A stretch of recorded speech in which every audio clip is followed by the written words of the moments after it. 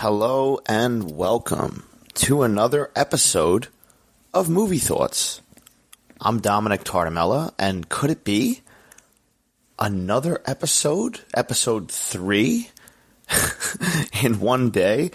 Yes, it can, because the Movie Thoughts, they don't stop. You know, fellow film lovers, they don't stop. They just keep going. Doesn't necessarily have to be something I watched recently. It could be something random that just popped into my head. That's what this podcast is going to be. And that's why I'm jumping right into another episode. And we're bringing it back. All right? We're bringing it back this time. Not to the future, Marty. No, we're bringing it back to the past. Okay? We're bringing it to 1988. A significant year for me because it is the year of my birth. And it is also the year of some of my favorite movies. One of which came out, Beetlejuice. It's a notable one, okay? Another one that's notable is the movie I'm going to be talking about today, which is not Beetlejuice. I kind of just fucked with you. I kind of just fucking did a little, 180 on you. You're doing a 360 on me. What does he say in Last Action Hero? You know. If you know the line, just, All right? I'm going to say that. I'm forgetting the line. But if you've seen Last Action Hero, another great movie, not from 88, but another great movie. But no, today I'm going to be jumping into They Live. Even though I faked you out and made you think we were talking about Beetlejuice, I'm just going to talk a little bit about They Live. I'm going to talk about whatever comes to mind, honestly, because I love this fucking movie, and I am fresh out of watching it again for I don't know how many time, but not only did I just watch it, but I watched it in a theater in an Alamo Drafthouse, okay? And first of all, Alamo Drafthouse, a great theater. One just opened on Staten Island. I fucking love that place, but they just played They Live, the 1988 sci-fi classic by John Carpenter. Now, John Carpenter is probably my favorite director in the horror genre. Wes Craven's up there, obviously. George Romero's up there for me, but I think I'm going to have to go with overall, it's going to have to be John Carpenter because you look at the track record, right?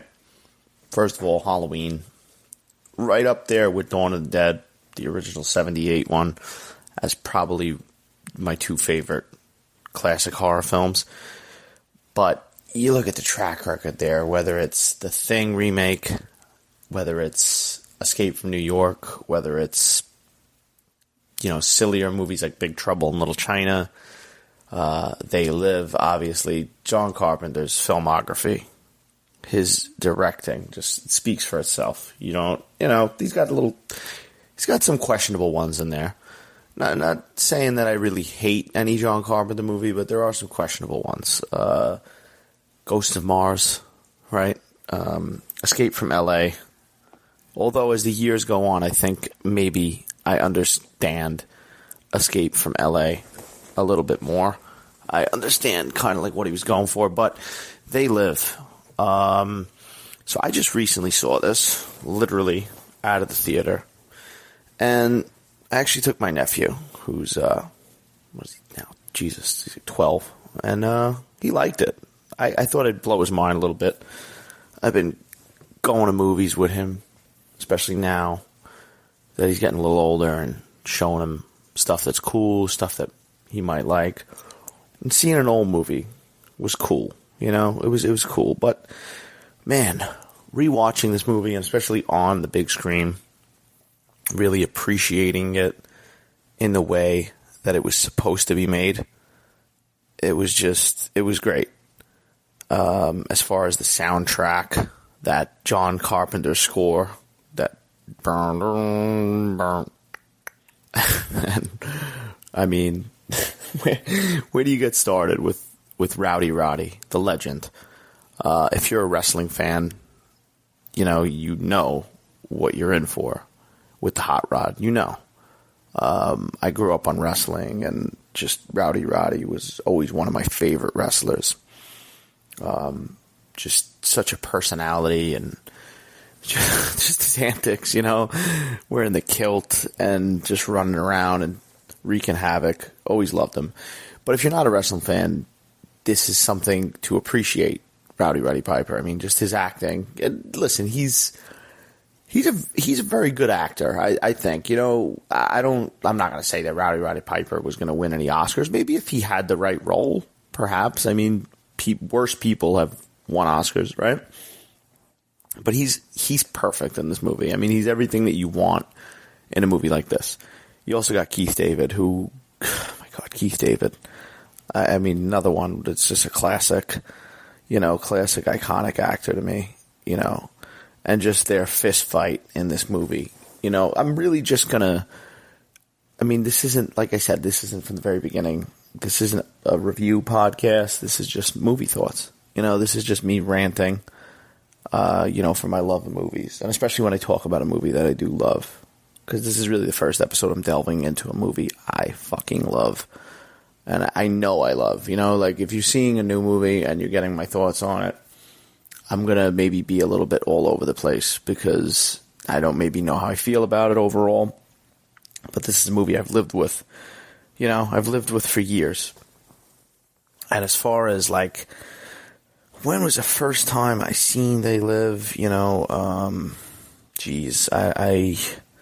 I remember exactly, actually. I first saw They Live, and this is going to bring up a whole nother conversation, but Joe Bob Briggs, if you're a fan of The Last Drive-In on Shudder, Joe Bob Briggs, right? He's been around forever, and he used to have a show on TNT when I was a kid, Monster Vision.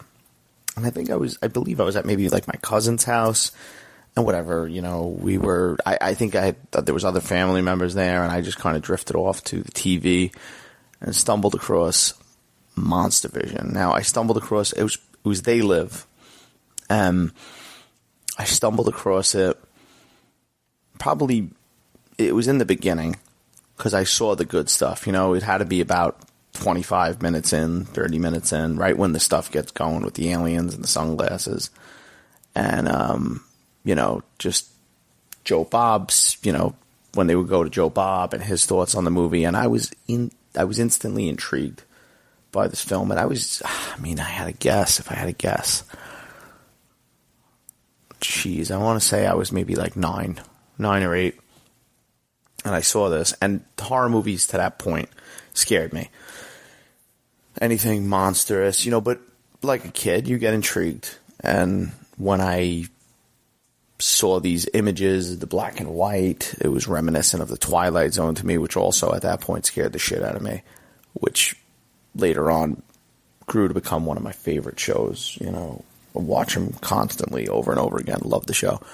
But seeing that, and I think I saw a little bit more of the movie, and then there was about maybe I saw 40 minutes of it in hindsight. I don't know what I saw, but then we left. We ended up leaving, and then I don't think I caught the end by the time I got home, or if I went to bed or what, but hooked.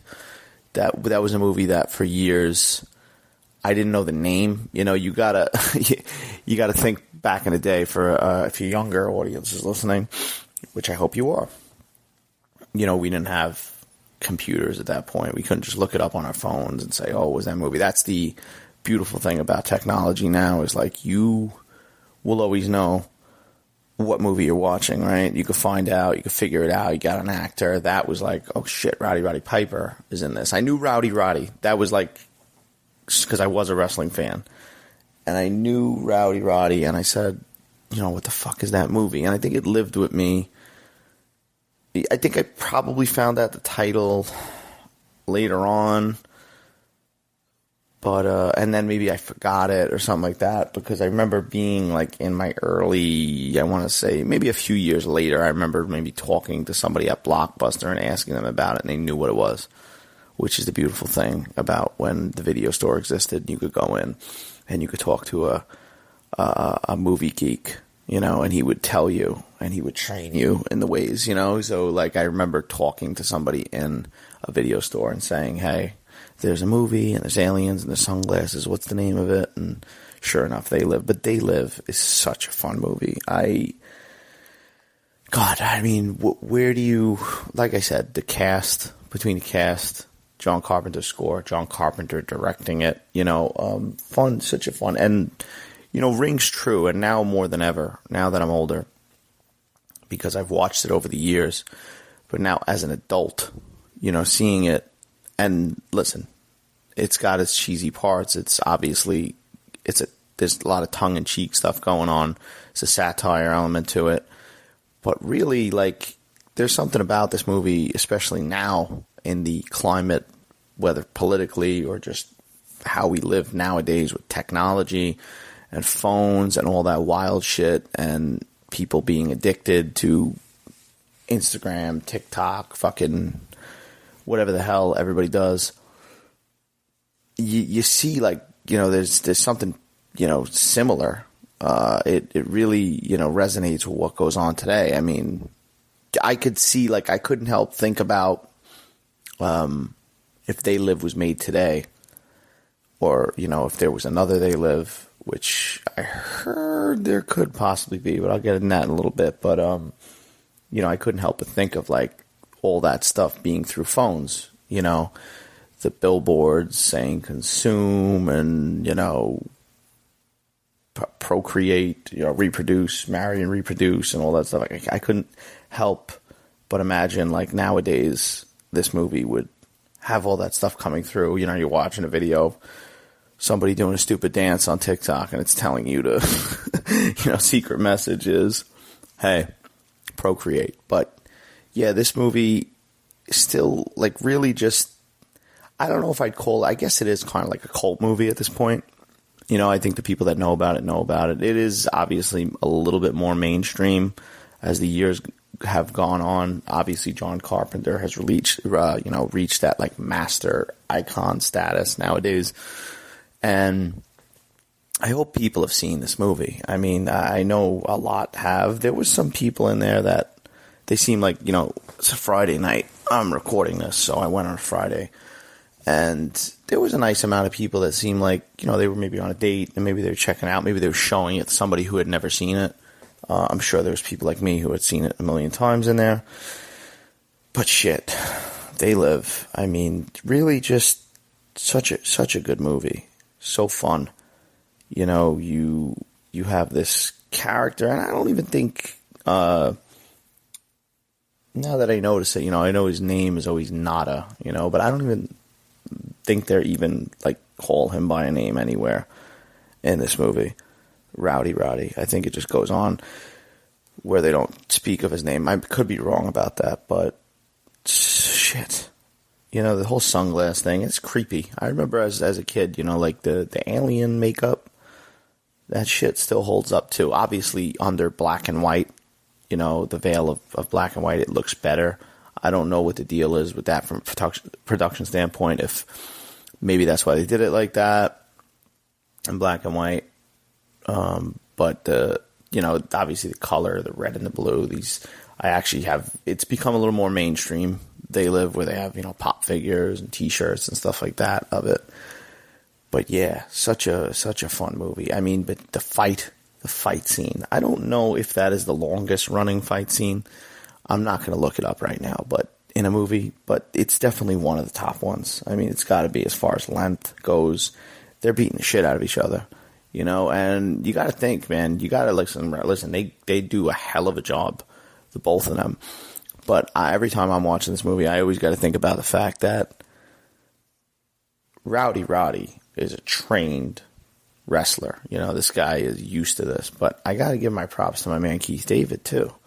Because this guy is, I mean, I don't know Keith David's background, exactly. He could have had some fighting experience. Maybe he did. But that shit, they're doing that bare knuckle brawl shit, and it looks good. It doesn't look like, especially for a movie back then, because you got to remember, back, especially in the 80s, the way fight scenes were filmed sometimes, they were, and it's like I said, it's a little tongue-in-cheek, this movie, but a lot of fight scenes from 80s and stuff like that tend to be a little bit cartoonish, or maybe, over-exaggerated, or maybe, and it is exaggerated in a good way, but, even like, movies like Rocky and stuff like that, sacrilege to even bash Rocky, any of them, I don't care, I love them, but, the fighting, especially when you watch a Rocky movie, and a newer boxing movie, obviously, the boxing is there's a little bit more, like, it's not as real, whereas, like, nowadays when you make a movie like that, you're trying to ground it in the realism, and I gotta say, like, that fight scene is as ridiculously long as it is and stuff like that. It's pretty grounded in reality, it's funny. There's a few moments where they're beating up each other, they're apologizing to each other, kicking each other in the nuts, funny shit. But yeah, man, this movie still holds up on such a fundamental level. Like, yes, like I said, like very, eerily similar, to the vibes we get today, with even like the conspiracy theories people believe and what. Not that I like to humor conspiracy theories. I'm not much of a conspiracy theorist, but I do like to dabble and, take everything with a grain of salt. But even that stuff, it's very, very evident that this movie could be made today, and there was talk a while ago. I don't know. John Carpenter was hinting that something may be coming a couple of years ago. I don't know if it was before COVID or in the process of COVID, but it was around that time. And I don't know if it would possibly be a sequel or some kind of remake. I know, Blumhouse obviously has a good relationship with Carpenter now with the 3 Halloween movies they've made. So who knows at that point? I wouldn't be against it. I think that They Live ends on a good note where it's like, it's a one and done kind of movie. You're not requiring a sequel. I don't think box office wise back in the day the movie made a lot of money to warrant a sequel anyway. I know John Carpenter's not really a fan of doing sequels of his movies, but if there was a good approach to it, I mean, I would take it. I would like the aliens to remain pretty much the same. Maybe a slight update, but definitely, prosthetics and, those kind of visual effects over like CGI aliens or something like that. I think that would be cool. I would wonder if they made that today or if they remade it, if they would use the black and white or they would do it in a different way. Like maybe like heightened color or something, because, maybe black and white would seem a little bit dated to some people. Personally, I like the black and white. I think, like I said before, it gives a lot of the Twilight Zone vibes. And this is kind of like a Twilight Zone-esque story if you break it down. It feels like a longer episode of like the Twilight Zone. So obviously, it's an action movie too. A lot of people get blown away in this movie. A lot of aliens get blown away. I mean, and I say that because I haven't watched it in a while, to be honest. And this was like sitting in a theater, especially like the Alamo, and you're not getting the distraction of the phone. So I was like not even, I was engaged completely, which you should be watching a movie like They Live. And I was like, shit, they fucking shoot a lot of aliens in this movie. Like because obviously the scene, I have come here to chew bubblegum and kick ass. And I'm all out of bubblegum. That's the classic scene. That's the scene we think of, and obviously he shoots a lot of aliens then, but shit, like that latter half of the movie, that third act, when him and Keith David, they're blowing away everybody. A lot of people die too. I mean, like, it's violent. I was like, shit, I don't know if it's because I'm older now and it's because I'm sitting next to my 12-year-old nephew, and I'm not fucking bashing movie violence, because fuck that. I'm not even going to have that conversation. Movie violence is movie violence. Real violence is real violence. Let's not even put them in the same category. But I don't know if I was just so aware of it because I was sitting next to him, and he's getting to the point where he's seeing more and more movies. He hasn't really seen any like obviously like Tarantino movies or anything like that. I think I was watching that shit when I was younger, but when I was his age, but like I was more aware of it, because I was watching it kind of through his eyes as we were watching it too. Like, what would he be thinking? And I was like, shit, this is a lot of guns, a lot of shots going off. But yeah, this story still holds up. Definitely rings true. A fun movie. Just such a fun movie. I mean, if you haven't seen They Live, I hope I'm not spoiling it too much. I really don't even think it's something that could be spoiled, though. I mean, you just know the main idea. Another thing I realized watching it, like, after, not having watched it in a while, is like, they take their time getting to the alien shit. It's a solid, 20 minutes, right? Before he puts on those glasses, 20, 25 minutes. But it's earned. I mean, it's funny because it turns into a different movie, in a way, as that happens. You put on the glasses, and then it turns into, this fucking comic book, action, crazy, frantic, killing all the aliens. But those things are still creepy, too. I think that makeup still holds up, too. I think for a movie from 88, yet again, the black and white helps it. Obviously at the end when it flips the switch and, the satellite gets blown up and it's in color.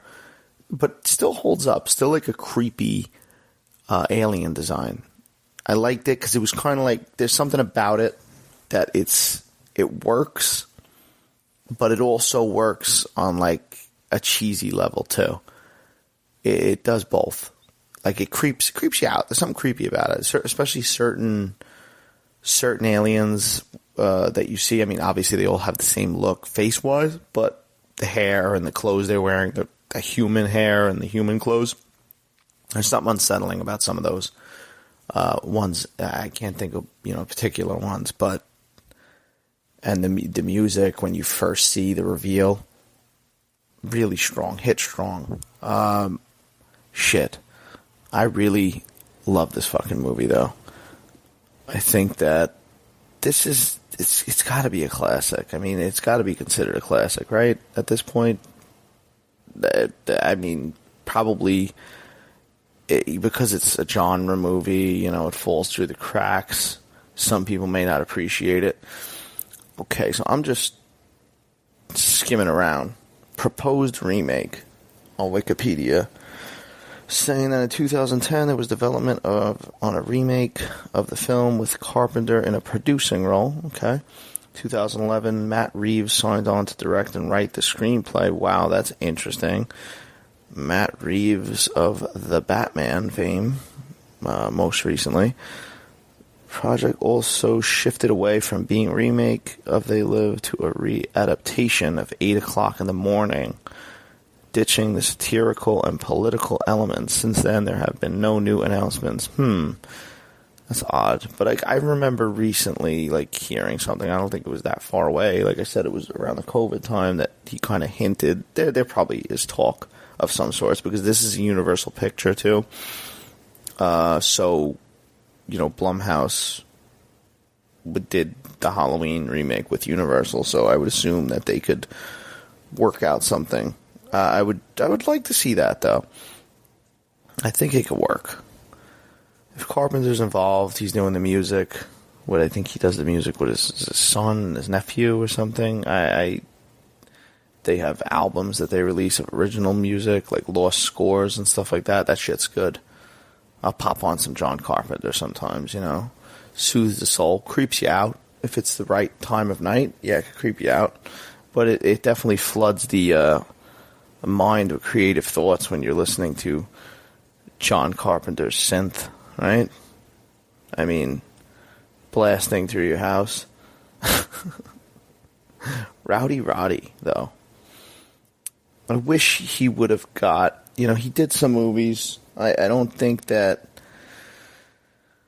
he didn't really get his due with film. I mean, I got to give it, as far as wrestlers go, especially back then, that making that transition from wrestling to film was much more difficult. I mean, the guys who did it, you know, it wasn't a long career. It never, you know, like the two notable ones would be, honestly, Rowdy Piper and Hulk Hogan. And I mean, the best thing that Hulk Hogan did in his acting career was obviously, like, pound for pound is going to be the beginning of Rocky 3, right? When he's Thunderlips in the flesh, baby. I mean, it doesn't get much better than that, right, kids? But, you know, he did some fucking, you know, obviously he did No Holds Barred, which is a ridiculous movie. If you haven't seen No Holds Barred, just go find it. Whatever you got to pay to rent it or buy it, just do it. I'm not going to talk about it right now. That'll be another podcast, No Holds Barred. Because that movie, I could talk about that movie for a while. I mean, but Rowdy, he didn't really, I mean, I don't know who had the better career if I had to compare, because you got that in Rocky. You know, Rowdy, though, probably does have the better career just based on They Live. Because They Live is actually a good movie, and I don't think Hulk Hogan was actually in a good movie. I think he was in just a lot of garbage. What the hell's that movie am I thinking of? Mr. Nanny? Was that one? Yeah, that's the one. That's another movie. I don't know if I could.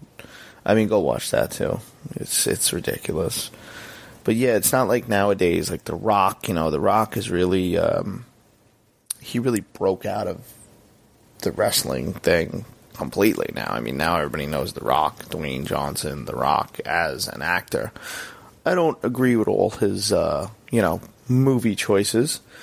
I think a lot of times playing the same role, but he's a fucking charismatic son of a bitch.